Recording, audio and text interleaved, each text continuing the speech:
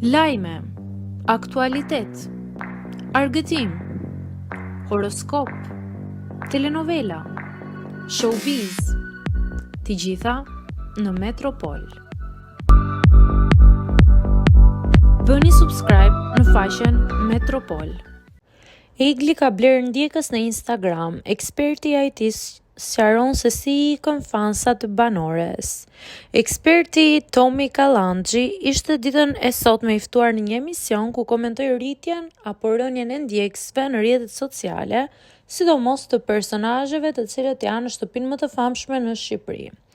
Instagrami të Eglit Takos ka qenë Instagrami që ka pasur ndryshime drastike brenda një kohe të shkurtër. Pas daljes së Eglit nga shtëpia më e famshme, numri i ndjekësve u rrit shumë. Por situata ndryshoi totalisht me rikthimin e saj, ku dukse fansat po e braktisnin.